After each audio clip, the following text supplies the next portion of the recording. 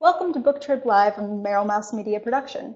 Today we are speaking with Alex Sheshunoff, author of A Beginner's Guide to Paradise, or the full title, which is The Beginner's Guide to Paradise, 9 Steps to Giving Up Everything so you too can move to a Pacific island, wear a loincloth, read 100 books, build a bungalow, diaper a monkey, and maybe, just maybe, fall in love.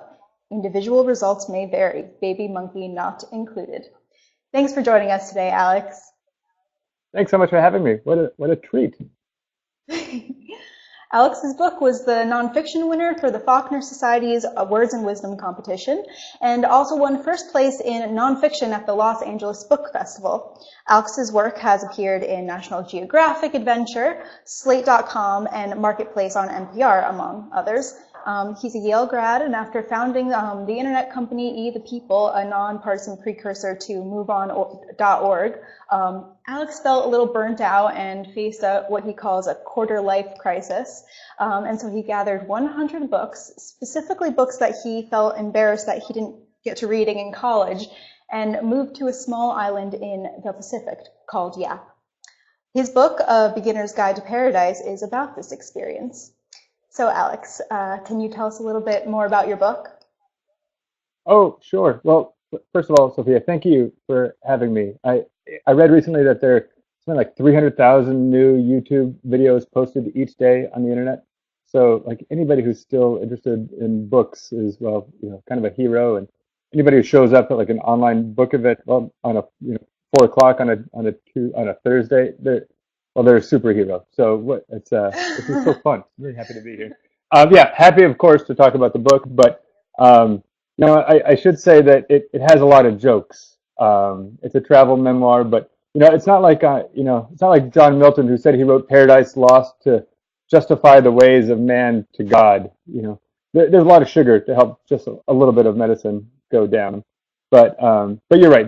As you said in your intro, I've been working at a small internet company in New York City when this very small trade magazine ranked me 96 out of the 100 most influential people involved in technology in New York. Not a huge achievement. It was the late 90s, and the magazine later went out of business. But at the time, I realized, I said, oh my God, I have two choices. I can either spend the rest of my life working my way up the list, or I could cancel my subscription. So I was really burnt out. I had a health issue, and so I thought, oh my God, I can either turn my life upside down now, or I can try to do it in 30 years, but by then it might be too late. So I bought a one-way ticket to an island called Yap and bought a bunch of books and sublet my apartment, and broke up with my girlfriend, and that's basically where the story starts. Wow, what a fantastic story. That's just so interesting. So, what gave you the idea to just pack up and leave? Like, was this kind of boiling in your head for a little while, this idea of like just moving to an island, or was it spontaneous? Right. Yeah. It was really sort of lack of imagination. I think there are three fantasies everybody has. One is like moving to a small island in the Pacific. The other is starting a bar that's on the beach maybe or something, or starting your own bar. And the third is starting a bed and breakfast in Vermont.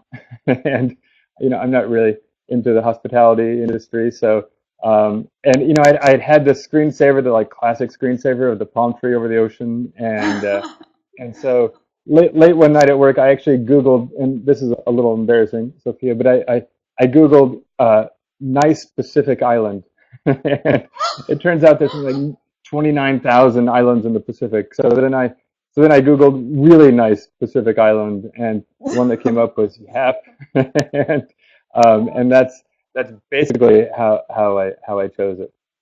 But I should say, I was curious too if paradise with like a capital P, if it still existed, and if so, why didn't people just move there? I'm not sure if it was really an ambitious quest or a really unambitious quest, but that's what I did. Wow. So, what was it like adjusting to the island? It must have been a huge culture shock coming from like corporate America, New York City. What was that like? And did you ever regret leaving? Or It was, the island that I ended up on was, I chose it because it still had a lot of its traditions still left. And in fact, like the women were topless and people wore loincloths. And There were no streetlights, but that was out on the Yap, and but as I was there, I was thinking, maybe I shouldn't be on an island that I could just fly away from the moment things got tough. To get to Yap, by the way, you fly from Honolulu to Guam, which is about 7 hours, and then another 2 hours south from there. The other thing that Yap had that wasn't really in the brochure, wasn't on that internet site that I looked up. It turns out that it has no beaches and a growing leprosy problem, and again, you can just fly away if you need to. There are flights I guess once a week, and so I arranged to go to an island called Pig, which is an outer island of Yap, and you can only get there by freighter, and you have to get permission from the Council of Chiefs. But the way that the boat works is that you basically only have an hour on shore before the boat leaves again, and so I had to go and present myself and ask if I could stay. I was too in the moment to realize like what would have happened if somebody from like Yap had shown up to my apartment in New York and said, I had this idea of paradise and it looks almost exactly like your apartment, but they don't get a lot of visitors, and so they welcomed me pretty much. Wow. Okay. So you say in the title of your book that you brought 100 books. Did you end up reading all of them? And out of the ones that you did read, if you didn't end up reading all of them, what was your favorite and what was your least favorite? Oh yeah, no, that's a good question.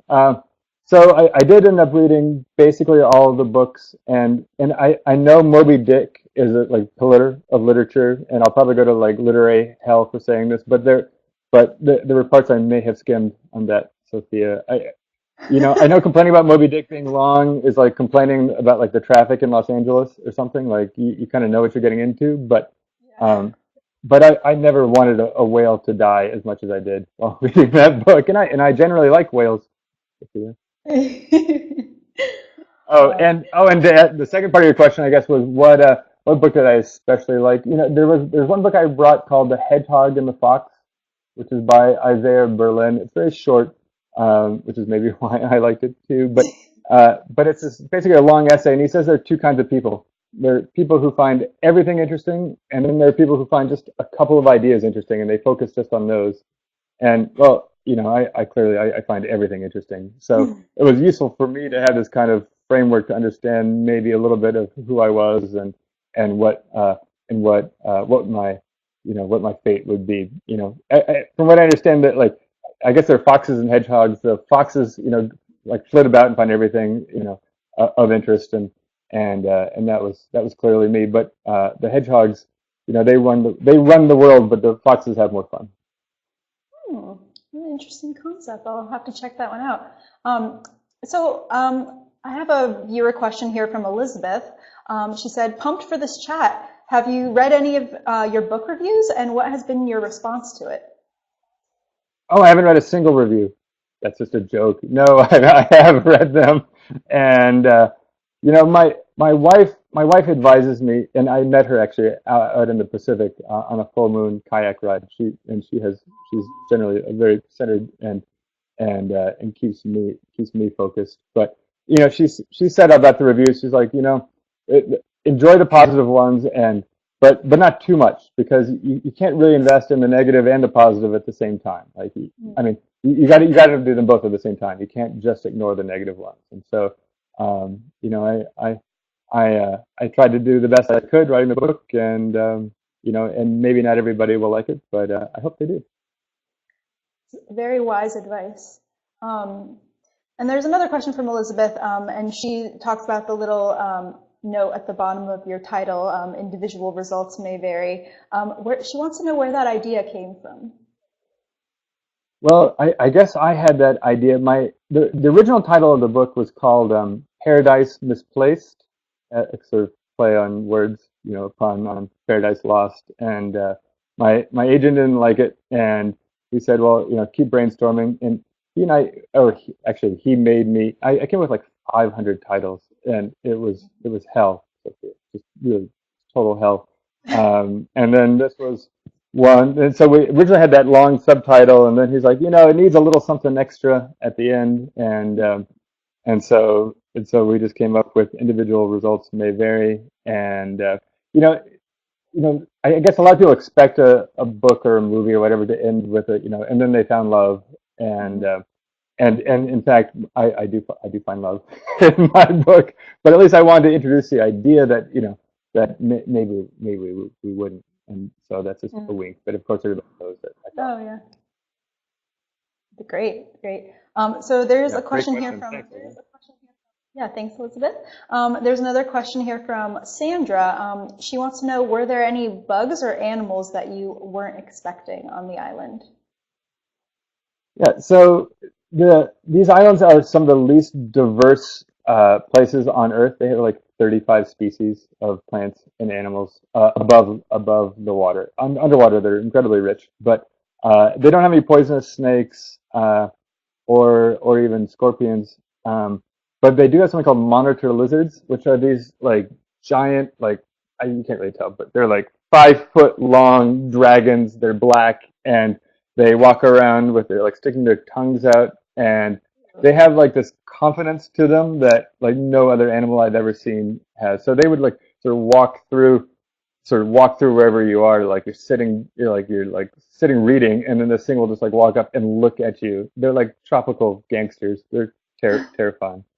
But that was really the main one. That sounds scary.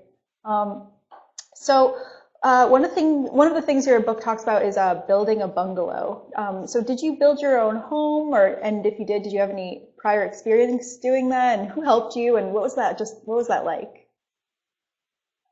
Yeah, so what I found was that you can't actually just read books all day. At least I was going slightly crazy, and and I met this girl who again I would later marry, and we thought, it would be good to like I don't know to do something physical and to do something with our hands, and we thought, what is more fundamental than shelter, than the roof over your head? We of course didn't have any building experience, and so we sent an email to all of our friends saying, come to this remote island with us and help us build a house. But it turns out that people who respond positively to that kind of email, you don't usually have a lot of skills themselves. So we ended up actually going. We flew back briefly, and we ended up going to a Home Depot for one of their free classes. We went to a free 2 hour class on flower box construction, and that was the extent of our experience in building. In retrospect, we could have maybe had a little more. There's that saying that just because you go to a lot of symphonies doesn't make you qualified to write one. Just because you've lived in a lot of houses doesn't make you qualified to build one either. Right. So we did end up building a house, but house is more of an overstatement. It was basically a bungalow. It didn't have any walls. It had like these pieces of canvas that zipped up, and it's basically like a deck with a roof. Mhm. I saw some photos of it actually on your website. It looked beautiful. So there are so many photos on your website from this experience. Did you were you documenting like as you went along? Like you had a camera clearly. Was that something? And like Right. what was your intention Yeah. of No. No. taking so many pictures? Well, I don't know if you noticed, but on the website there are actually only pictures from things that happened in like the last half of the book, because unfortunately one of the first books I read when I got out there was On Photography by Susan Sontag, and Okay. she talks about like all the terrible things about cameras and how they like Mm. corrupt the experience and corrupt the person taking the picture and they corrupt the people in the picture. And so I actually like sent my camera back home, and so I have basically no pictures from like day like 3 to 6 months later. But then yeah, then when we started building that house, we took some photographs and some of the other people took photographs. So I didn't take all of those. Mm. Um, and I think also as it happened at the same time that we were building that house, the television show Survivor was also filming in Palau, which is this island where we were building, and they had a crew of something like 500 people and 2 helicopters in order to like create this illusion of these shipwrecked people. But they were like 100-yard swim from a like 5-star hotel. Anyways, but at the time Wow. they the Survivor crew, they bought everything on the island. Like they bought every wheelbarrow, every nail, every screw, every ladder, and so we actually had friends in the United States send us like 12,500 screws so we could build this thing. And we were actually on an outer island of Palau called Engar, and it was a 4-hour ferry. Anyways, it's in the book, but yeah, there are also some photographs. I was really happy that Penguin Random House decided to include a really nice color insert. That was really awesome. Awesome. Well, you have some nice friends to send you all that stuff.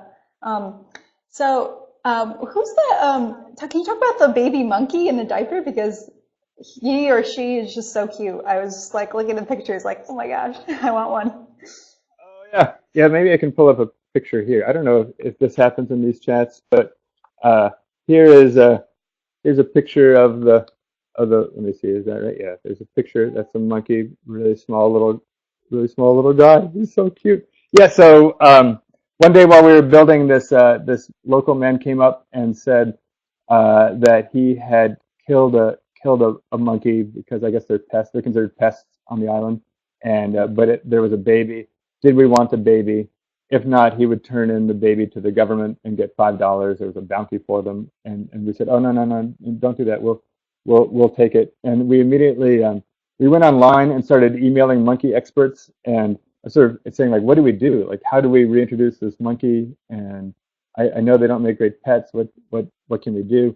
This little email ended up like going viral in its own little way to all these monkey experts all around the world. And the director of the Dian Fossey project in Uganda wrote us a really long, thoughtful email, and she knew about this kind of species. And she said, look, you can try to reintroduce it, but because its mother isn't there to protect it, it will probably end up being killed. But you can take it, you can try. And so we actually did try. We put it in the jungle next to this troop of monkeys, and they started throwing rocks at it and throwing sticks at it, and so like running towards it to attack it. So we like panicked and grabbed this monkey, and we ended up sort of raising this little baby monkey who we named Gomez, and he would sleep between us in bed actually, and sort of nuzzled in. It was so sweet. For diapers, they don't. You know, there's one little island that we were on.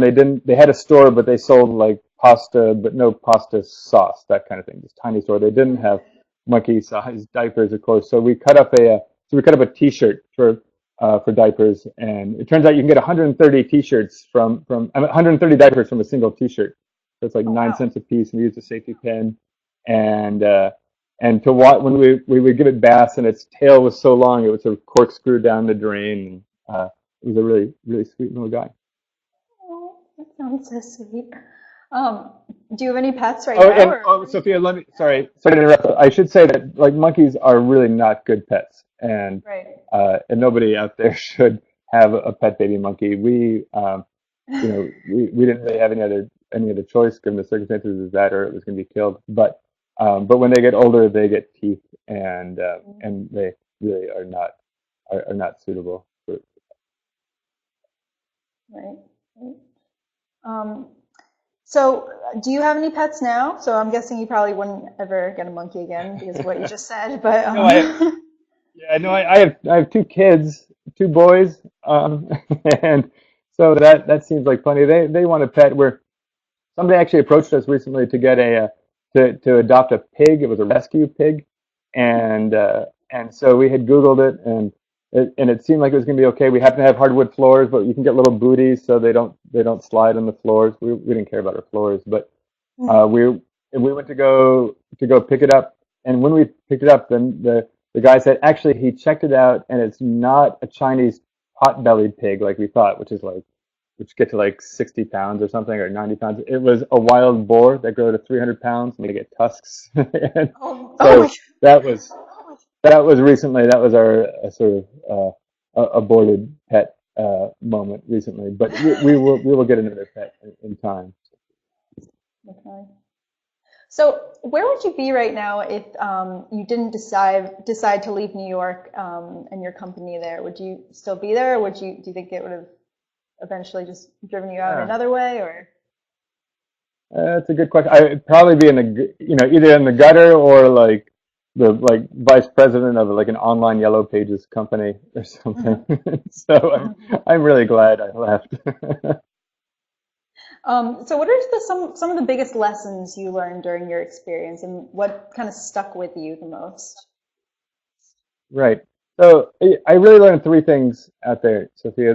The first is the first is if there's something that you really want to do, to like not get too tangled up in your own underpants. Making sure it's like the right thing. It sounds hokey, but like I guess like follow your dream. Because when it comes to the big choices, the big decisions, we're all beginners, I think.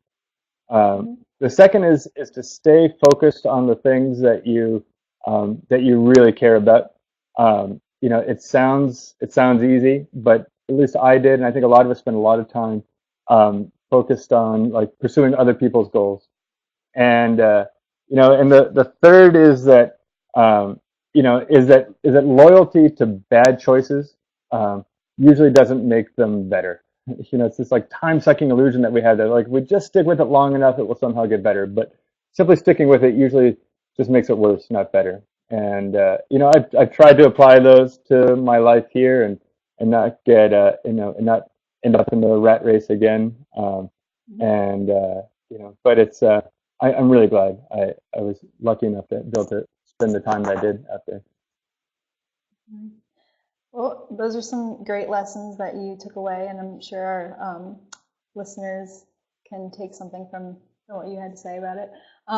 So, were you writing or journaling during your whole experience in Yap, and then you sort of put it together to create this book, or was it something you wrote after the fact? Yeah, it was definitely the sort of organic thing. I know some people like decide that they're just gonna, only wear blue for a year and write about how it changed their life or something. This like wasn't that. I did just buy a ticket to Yap with all these books, and it was only while out there that I started sort of keeping this journal and realizing that well, maybe there was a story here. And I got a lot of people ask me a lot of questions, like, well, what happened? How'd it go? I've had that idea too. And so then I thought, well, maybe this could be a book. And in any case, just started writing it. If I had sat down to like actually write and publish a book, I would have done something probably totally different.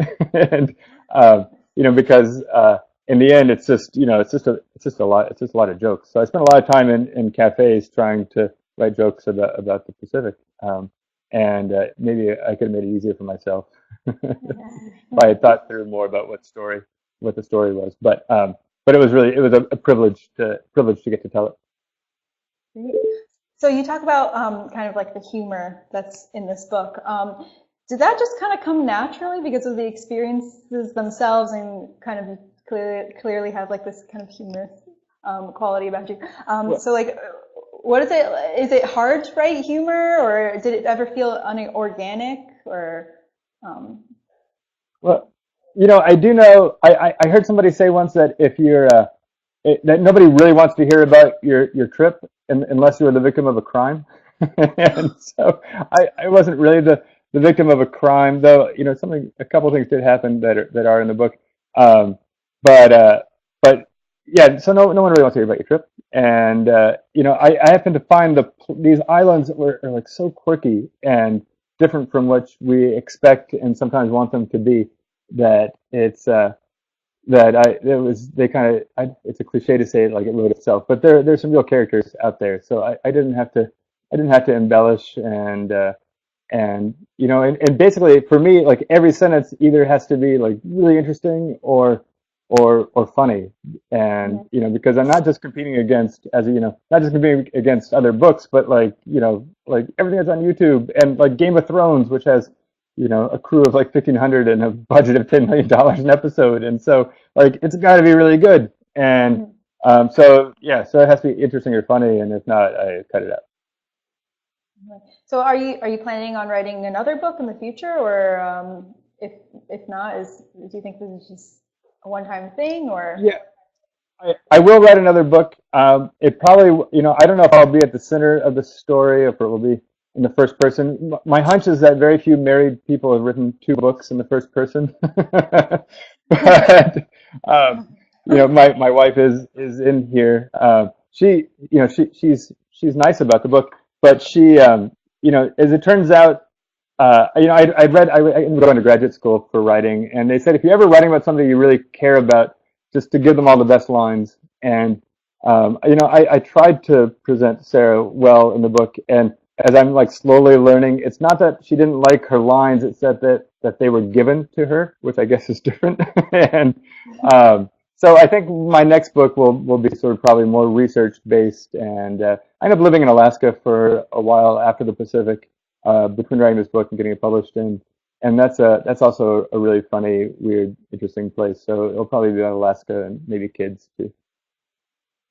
So apart from like Alaska and Yap, do you travel a lot? Is like travel one of your passions, or do you hope to travel? Uh, yeah, no, I enjoy travel. It sounds like one of those Match.com profiles or something. Like everybody says they like to travel.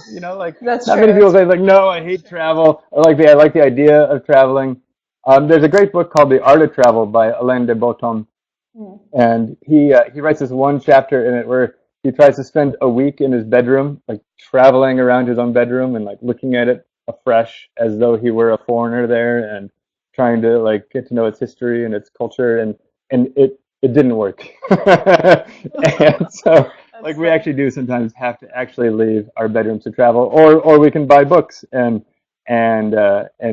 travel that way too. That was part of why I brought so many books with me out there, was that I was tired of learning from my own experience. Like after I'd done this internet thing, everybody's like, "Oh, well, you learned a lot," and I was ready to learn from the experience of others, Mhm. not just my own experience. And so so I think we can travel that way. I like traveling by books, and by actually getting out of my house sometimes too. Well, Yeah. don't you? You like to travel, I would imagine, Sophia.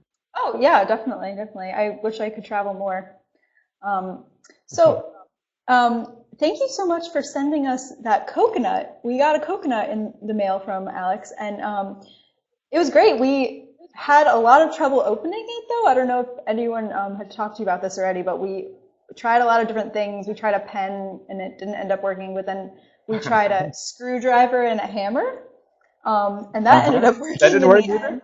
No, that worked. That worked. That was the one. But do you have a secret? What's your secret to opening a coconut? What's the best kind of method to do it?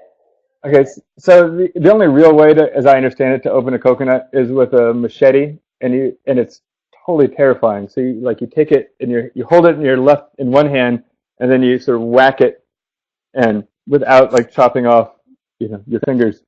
Oh, It's actually quite hard. There are like specialty tools, I think. I never saw anybody use one in the Pacific, but I've seen them for like sale in like Whole Foods in the United States, where it's like this kind of like screw, like a corkscrew opener kind of thing, like a wine bottle okay. opener, Yeah. and then you go through the eyelets. And did you try the eyelets? There's like those little like darker circles on one Mhm. end. I don't know if you tried that or not. Yeah. Oh, okay. Well, next time, that's what we'll do. Um, so, are you reading anything now, or is there anything on your reading list? No, I don't read anymore. Are you crazy? I just watch YouTube videos. Really? um, no, no. I just am reading Kitchens of the Great Midwest by J. Ryan Stradell, and which I'm loving. It's funny and fast, and he's a very spare but terrific writer. I'm also reading a book with my son called Ants it's by E.O. Wilson, and it's just about ants. It's like 750 pages, and it's a textbook, and it gets Oh, super technical, but he loves it. And it turns out there's a lot of information about ants out there. It's great to get beyond like volcanoes and dinosaurs. Um, so that's those are two books I'm reading. I'm also reading a book called The Ambassador's Wife, about it's actually written by an ambassador's wife, sort of an acquaintance friend of mine, and that's fine. What are you reading, Sophia? Um, there's many books around the office, so I'm reading a little bit of everything right now. I guess something that I really want to read. Can I get back to you on that? Sure. There are so many books in like my area that they all like start meshing together. Um, well, I think that's actually all the time we have today, but thank you so much for talking to us. This was really great. Thank you for having me. It's been real fun. Yeah, and thank you to all the viewers for joining us today. And yeah, thanks again, and have a great day. Yeah, it's Thank you. great Oh, I talking. see that there are people who are like writing me. There are these little chat things. Well, I'll linger if Oh, I can and answer anything by chat here. That's so fun. I was missing that. But anyways, thank you again. Really appreciate it. okay. Thank you. Thank you. Bye.